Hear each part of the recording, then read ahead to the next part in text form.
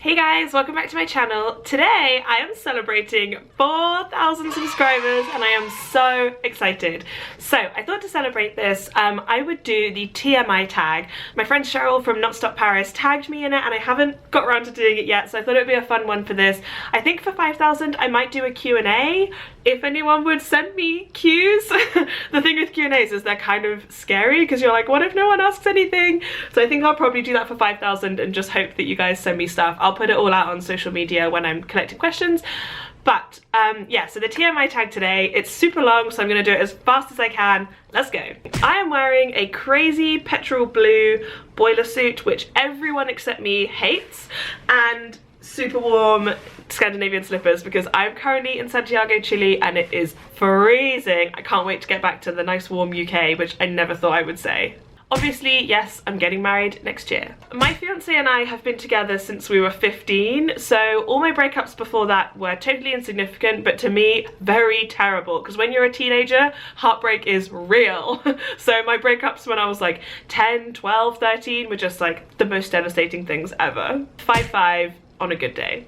I don't have any scales, but around 9 to 9.5 stone, I guess. No, I would love tattoos, but I am a massive chicken. There are some at the moment though, all the like amazing Pinterest ones that I really want, probably like wrist style, but I don't know if I'll ever end up doing it. Just one in my ears, which I got when I was 13 because mum thought it was trashy to have them younger than that. And now I kind of value it because it means that I'm like obsessed with earrings. Obviously, the Spice Girls, I mean, zero contest here, but if you want more like up-to-date adult choices, then I will include a link to my Spotify because I am obsessed with discovering new music, finding stuff before it's popular. Total hipster in that respect. I like to find music that hasn't got many views on YouTube yet, and I love supporting new bands and promoting new artists, so please follow me on Spotify and check out all my favourite picks. I mean, I live abroad, so I miss a heck of a lot of stuff from home. Obviously, like family, friends, all the people. Our dog, I miss the dog so much. My wardrobe, like all my extensive belongings. If you've watched my wardrobe declutter, then you'll know I have a lot of clothes, even though I got rid of half of them, so I miss those, just having like one suitcase worth of clothes with me.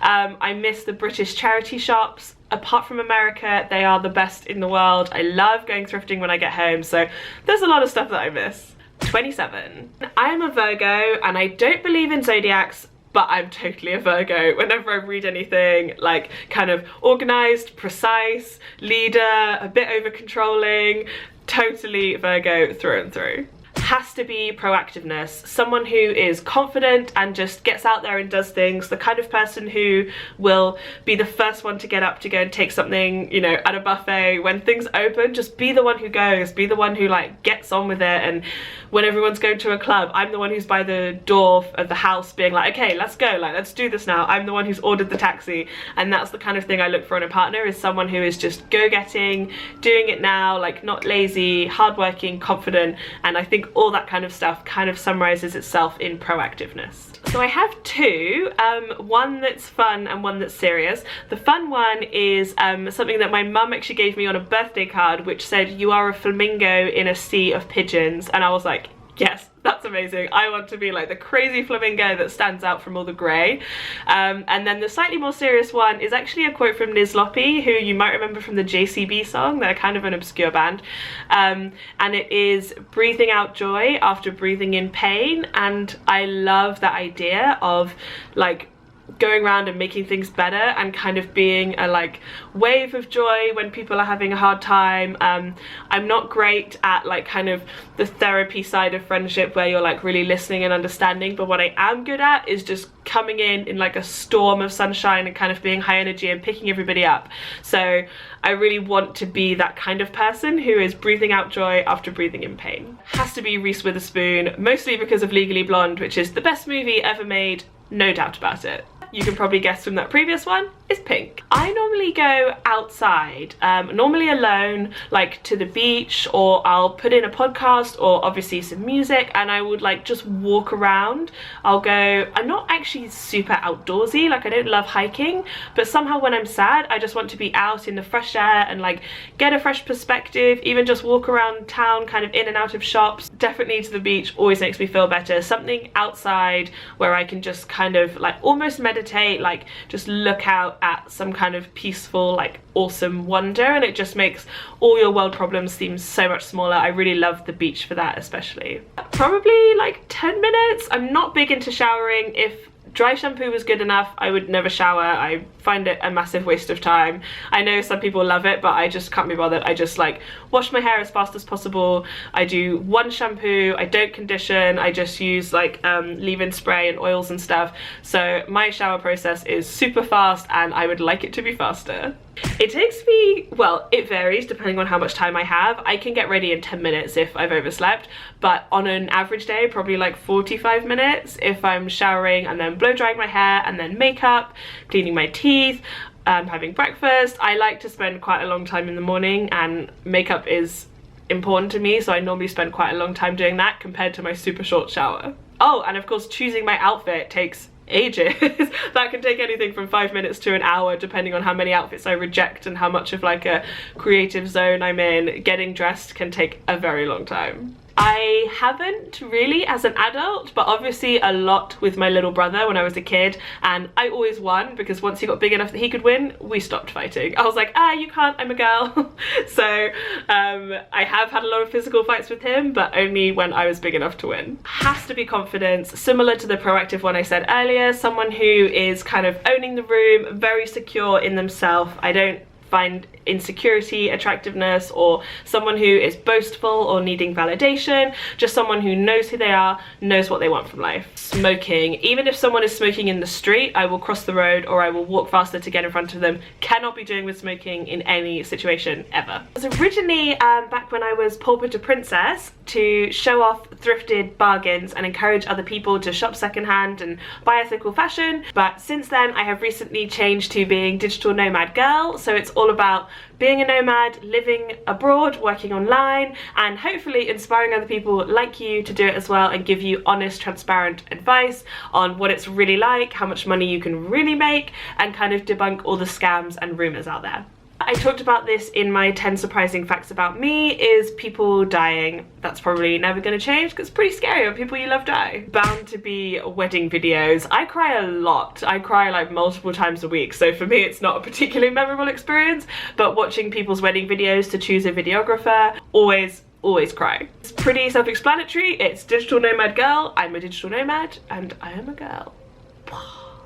I think was probably Control-Alt-Delete by Emma Gannon, which I highly recommend. I really enjoyed it. It's a very fun book about growing up in the 90s. She's exactly the same age as me, so all her childhood memories from like the websites everyone was using at school and the games, and it was just like reading my own autobiography, so I really enjoyed it. I'd highly recommend it. Actually nothing, which is really unusual for me, but I forgot to bring any books.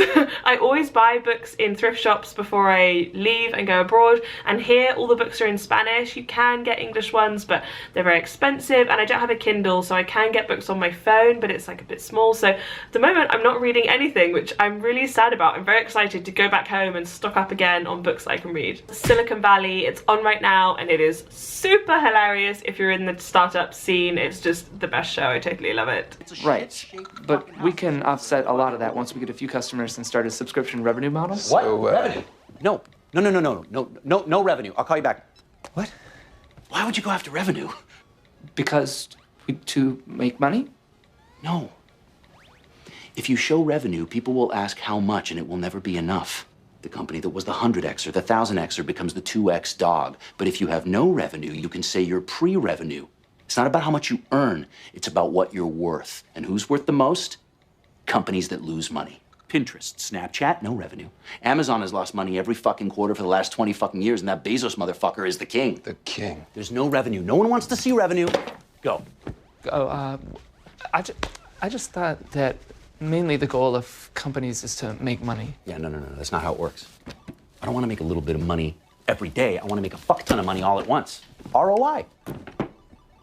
I don't text like ever. I mean, maybe WhatsApp, so it's probably like a Gmail login verification code, but an actual human being would probably be like a week or two ago, our housemate was really sick, so we took him to the hospital in like a kind of emergency panic, and we don't really speak any Spanish and no one at the hospital spoke any English, so this really nice guy who was there with his mum kind of became our translator, and he actually drove us to a different hospital that was a private one.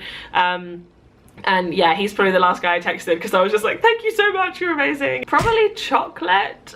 Friggin' love that stuff. I eat chocolate probably every day. Don't tell my dentist. Probably Iceland. It just looks like such a cool place. And also Lisbon, which everyone seems to be going to at the moment. It looks amazing for Instagram. All the bloggers are going. I would love to go to Lisbon, and hopefully I will be soon. We went to Buenos Aires a couple of weekends ago just for 24 hours, like 48 hours.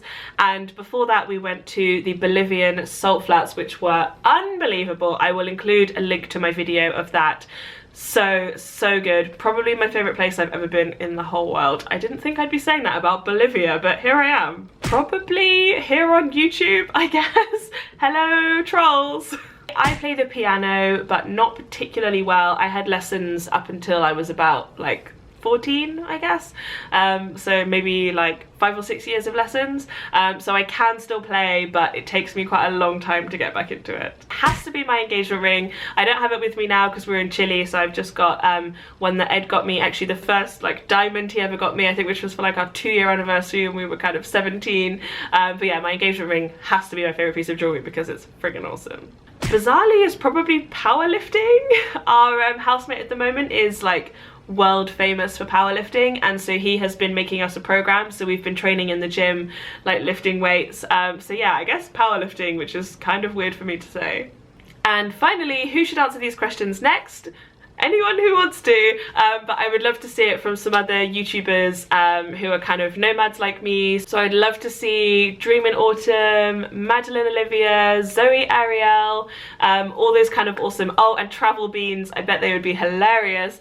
All those like awesome new nomad bloggers like me, I'd really enjoy. So I hope you guys found this video interesting. I tried to get through them as quickly as I could. I'm so thankful to get to 4,000 subscribers, and I'm super excited for 5,000. 5,000 was my goal for the entire year, and it looks like I'm gonna reach it in kind of July, August. So that will be amazing. Next goal will be 10,000. So I'll let you know about the Q&A when it's coming up. Don't forget to subscribe, and I'll see you in the next video. Bye!